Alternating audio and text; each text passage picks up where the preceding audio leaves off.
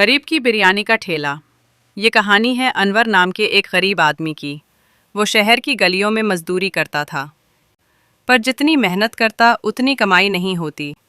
घर में बीवी सलमा और दो बेटियां थीं, रुखसाना और सना। अनवर की सबसे बड़ी मजबूरी थी कि वो अपने बच्चों को अच्छा खाना तक नहीं खिला पाता। एक दिन बाजार से लौटते वक्त बच्चियों ने देखा कि लोग एक बिरयानी वाले ठेले पर लाइन लगाए खड़े हैं। खुशबू इतनी ज़बरदस्त थी कि दोनों बच्चियां वहीं ठिठक गईं।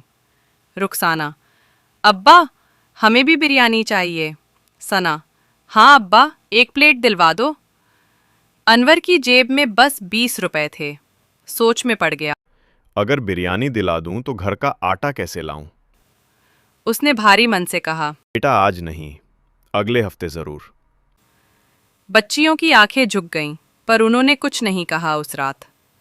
सलमा बोली, अनवर, बच्चियां सिर्फ खुशबू से खुश हो जाती हैं, लेकिन उनकी आंखों की तमन्ना देखी, हमें कुछ करना होगा।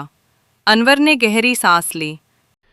सलमा, मेहनत तो मैं रोज करता हूं, लेकिन रोज का काम रोज का पेट भरने लायक ही है। सलमा ने धीरे से कहा, क्यों ना हम भी बिरयानी बनाकर बेचें? अगर दूसरे कर सकते हैं तो हम क्यों नहीं? अनवर को ये विचार पसंद आया।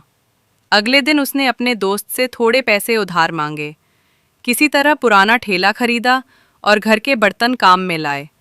सलमा: अनवर, लोग हंसेंगे, कहेंगे मजदूर बिरयानी बेच रहा है। अनवर: हाँ सलमा, लेकिन जब तक कोशिश नहीं करेंगे किस्मत कैसे बदलेगी? अगले दिन सुबह सलमा ने चूल्हे पर बिरयानी बनानी शुरू की। मसालों की खुशबू ने पूरा घर भर दिया। चावल दम पर रखा तो दोनों बच्चियां भी रसोई में आकर खड़ी हो गईं।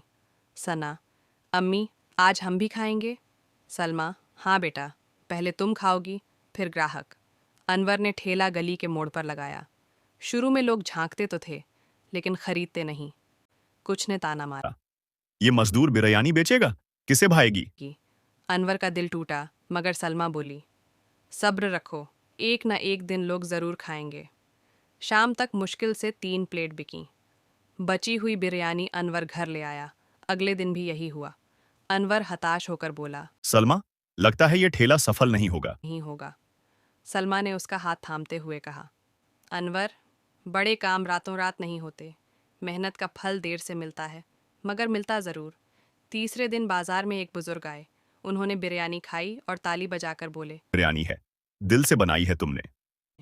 उस बुजुर्ग ने और 2 प्लेट पैक कराई और दोस्तों को खिलाई। बात फैल गई, अनवर की बिरयानी सस्ती भी है और स्वादिष्ट भी।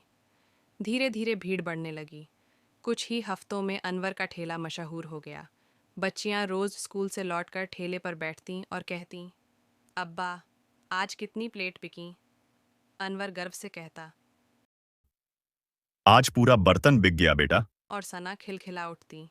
1 साल में अनवर ने इतना कमा लिया कि छोटे से कमरे में बिरयानी की दुकान खोल ली।